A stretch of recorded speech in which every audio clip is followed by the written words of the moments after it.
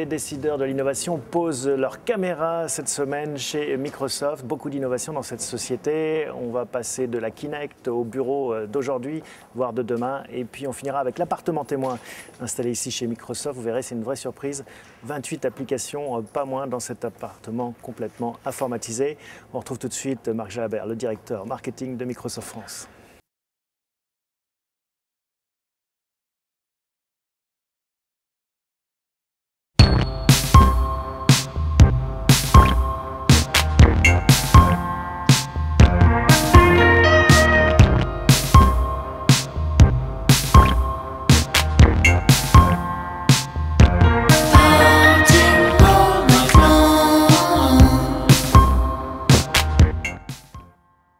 Bonjour Marc. Bonjour Thomas. Toi tu es le directeur marketing de Microsoft. Tu nous accueilles ici dans les nouveaux locaux de Microsoft France. Merci beaucoup.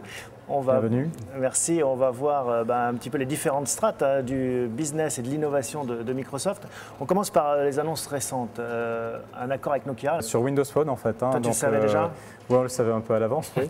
Mais tant que c'est pas fait, c'est pas fait. Là, c'est annoncé. Donc, oui, ça va changer quelque chose ?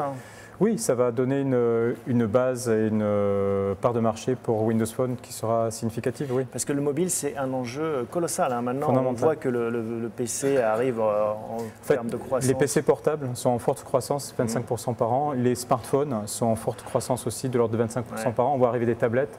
Donc oui, c'est important d'être positionné sur les 3 écrans. Et qu'est-ce qui va changer alors avec Nokia, des nouveaux téléphones, des nouveaux… Il y aura le système d'exploitation, enfin Windows Phone, donc il sera adapté pour des téléphones Nokia, des smartphones tout à fait performants. Donc il nous tarde de voir les premiers téléphones.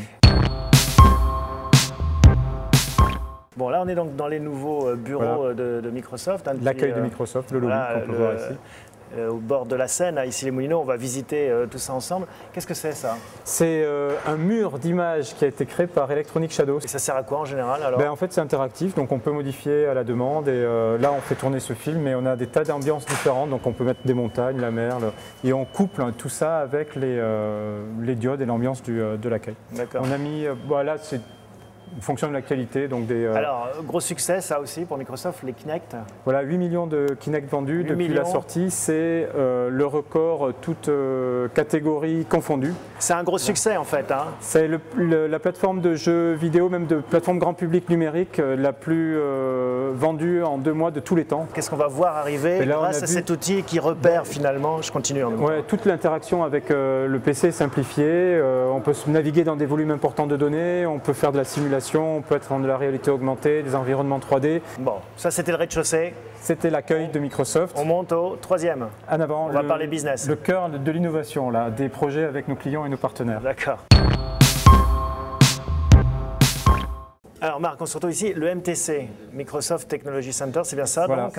C'est le labo de l'innovation pour Microsoft en France et c'est des salles, des experts qui sont à disposition de nos clients, de nos partenaires et on travaille concrètement sur des projets avec eux ici. C'est-à-dire que les entreprises de France et de Navarre viennent ici pour développer passer une semaine, 15 jours et on met les experts en contact les uns avec les autres et on a vraiment un vrai labo d'innovation sur place. Quel genre d'innovation ? Tout type, gros site internet, on va passer au data center pour voir, on a la capacité de simuler ce qu'on veut, donc on a des grosses ressources informatiques ici. Donc là, un data center qui a en fait moyen, de taille moyenne, avec quelques centaines de téras de données, des centaines de serveurs et toutes les grandes applis d'entreprise. Beaucoup de travail sur l'interopérabilité. On a des configurations Linux, des configurations Oracle, des configurations VMware. Et, donc c'est un monde de plus en plus ouvert, c'est ça aussi Microsoft ? Oui, enfin l'environnement de nos clients est hétérogène. Donc on essaie de restituer ici ce type d'environnement pour tester justement des applications qu'on va construire sur des plateformes Microsoft. On peut aller faire un tour dans le data center. Il y a un peu plus de bruit qu'à l'extérieur. On va aller voir ça de près. Donc voilà Thomas, là tu es au cœur de la bête. Tu vois, tu as toutes les racks de serveurs. Et ça fait du bruit. L'interconnexion de tous ces serveurs entre eux. Et un système de climatisation très sophistiqué qui fait qu'il y a une dépense énergétique minimisée. Donc on récupère la chaleur à l'intérieur, il y a un couloir, c'est refroidi et c'est recycler, recracher sous forme d'air froid. Et ça sert uniquement pour cet étage d'innovation justement Pour tout toutes Microsoft les activités. en France, Ouais, et donc on monte et on démonte des configs au fur et à mesure des projets. bon, on continue la visite. Parce que en fait l'innovation, donc c'est ce qui permet de développer de nouvelles lignes de produits pour Microsoft. Enfin, c'est ce que tout le monde connaît bien sûr, Windows, Office. Mais là l'idée c'est qu'il y a des plateformes Microsoft. Ouais, en termes de business, oui. Et on a tout un écosystème de partenaires qui innovent sur ces plateformes, donc des éditeurs, des sociétés de services. Et donc il y a un travail avec des designers, des ergonomes, des responsables business chez nos clients qui expriment un besoin. Je pourrais fournir tel type d'expérience pour des bornes interactives, pour des sites internet, pour des terminaux de type smartphone. Et on travaille avec eux pour le rendre possible. Et ça demande... et les demandes sont de plus en plus variées, j'imagine, à mesure que les supports se diversifient, que le numérique se répand partout, ça part dans tous les sens. Là, on parle de 3 écrans et un nuage. Chez Microsoft, c'est pas 3 hommes et un couffin, c'est 3 écrans et un nuage. Donc il y a petits écrans les smartphones, écrans moyens les tablettes, les PC, grand écran plutôt les murs, voire les grands écrans de télé ou les tables surface qu'on a vu. Le nuage, c'est un peu ce qui garantit la synchronisation des données, l'interopérabilité. Et c'est vrai qu'un des enjeux, c'est d'imaginer des expériences utilisateurs dans ce monde numérique qui vont être cohérentes à travers les 3 écrans. Et on a des expertises téléphone, PC, Xbox. L'intérêt, c'est de trouver plus de cohérence à travers les 3 écrans. Donc ça veut dire qu'on n'est plus dans l'outil, comme l'était Office par exemple, Excel, PowerPoint, on est dans l'expérience, l'usage. Oui, beaucoup, vraiment dans l'usage. Après, il y a toute la dimension cloud qui est pas visible. Donc on conçoit de très gros sites internet, par exemple vente privée, une architecture basée sur les technologies Microsoft. On a travaillé avec eux sur les générations successives de leur data center ici, en faisant des simulations. Donc tout ça, on ne le voit pas. Mais c'est vrai que sur la partie terminaux, c'est plus de l'usage et de l'ergonomie et du design que de la technologie. La technologie est maîtrisée, on a des développeurs qui maîtrisent cette technologie. C'est l'interaction qui compte. D'accord. Bon, là, on a vu comment Microsoft travaille avec son environnement business, avec d'autres entreprises. On peut monter, si tu veux découvrir un lieu, alors là, étonnant peut-être. Donc là, on monte au 8e, constellation. Donc c'est plus on s'élève. Voilà, on monte dans les étoiles. Tout a été pensé comme ça, je t'en prie. Pardon. Et donc tu vois aussi, on est ici sur un espace de salle de réunion. Alors c'est le plus bel étage parce là, c'est le Saint des Saints. On a une vue assez sympa. Ouais, on a la vue sur la tour TF1 en face. Là. Voilà, sur la Seine. On a voulu aller plus loin parce qu'en fait, on a beaucoup de technologies grand public, de technologies qui sont de la vie de tous les jours. Et on a voulu recréer un lieu qui ressemble à la maison, à un appartement. C'est l'appartement témoin en fait. Voilà, chez Microsoft. Alors on a travaillé sur cet appartement avec une école de design, l'ANSI. Bill Gates, il a la même chose chez lui, il doit avoir toutes ses fonctionnalités. Peut-être. Donc voilà, on va rentrer. Donc tu vois dans l'Explorer. Donc on a une porte. Alors c'est configurable, on peut. C'est une grosse porte en tout cas. Hein. Voilà, c'est une jolie porte. Mais ça pourrait être chez toi en fait, c'est reconstitué, c'est un appartement. J'aimerais bien que ça soit chez moi, oui, dans une jolie cuisine qui est fonctionnelle, on fait des petits déjeuners, des déjeuners. On a encore besoin de cuisiner ou c'est... Oui, rien ne remplacera l'humain.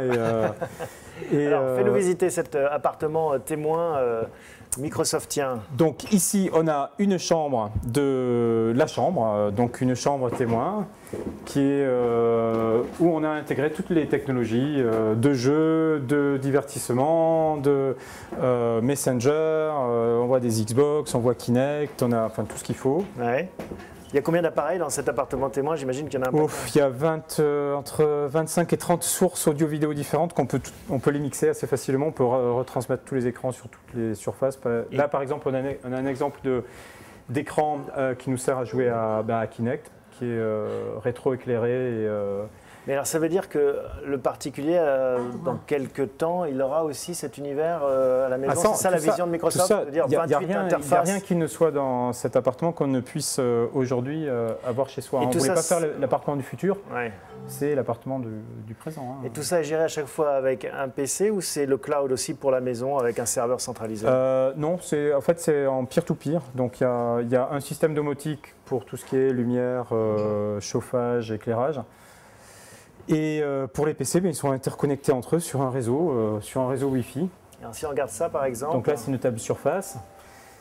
C'est première génération, sachant que la deuxième génération sort bientôt. Et par exemple, tu vois. Donc ça, je peux l'acheter déjà dans le commerce. Oui.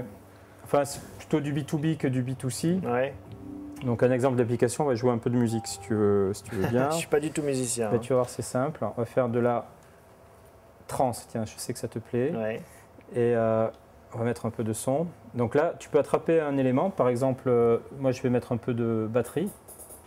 Là, tu peux mettre tes... voilà. Et après, on peut rajouter des rythmes. C'est génial. Voilà. Donc tu peux faire ton...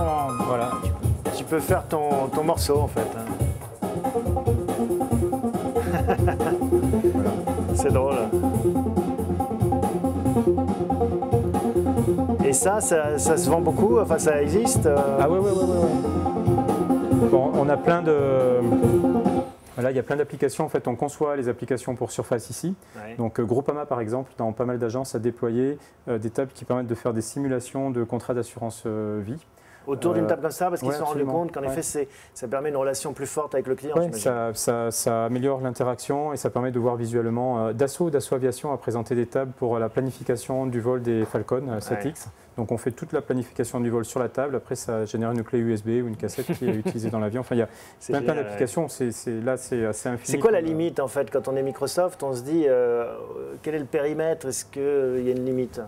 Bah, la limite après, c'est vraiment le design et l'expérience utilisateur. Il faut inventer de nouvelles formes d'interaction. Donc c'est là où on a besoin de développeurs et de designers qui vont travailler ensemble. C'est un peu cerveau droit, cerveau gauche. Mais c'est quand on arrive à les faire travailler ensemble, donc les techniciens, les créatifs, qu'on a de vraies innovations et de vraies nouveautés. Parfois, il y a des choses qui vont à la poubelle aussi. J'imagine innover, c'est essayer et puis trier ce qui marche pas. Être assez pragmatique. Et l'idée d'avoir un laboratoire, de pouvoir très facilement aller très vite. En fait, le logiciel, ce qui est génial avec le logiciel, c'est qu'on va très vite de l'idée à la réalisation. C'est quasiment instantané. Donc on peut tester, et c'est plutôt des process itératifs que... Et quand est-ce qu'on se rend compte que c'est une bonne innovation ou au contraire une mauvaise? Quand c'est les utilisateurs qui nous disent, en fait. Ils nous disent très vite, que ce soit sur Internet ou sur des systèmes comme ça, on voit très bien si ça accroche ou pas. Le retour du marché tout de suite. Bon, merci beaucoup. Est-ce qu'il y a d'autres choses en fait avant de finir cette visite? Écoute, on a vu l'essentiel. Kinect, on a vu la On ne peut pas voir les 28 applications, mais en tout cas, ça va vite, ça bouge. Voilà, et on peut profiter de la vue sur Paris qui aujourd'hui est extraordinaire. Et, magnifique, en effet. Voilà, à 360 degrés sur la scène. C'est pour ça qu'on s'était dit. On ne regarde pas tout à travers un écran, on regarde aussi la vraie vie. La vraie vie. C'est pas que du virtuel, tout ça. Bon, merci beaucoup, Marc, pour cette visite guidée. Merci. À bientôt. À très bientôt.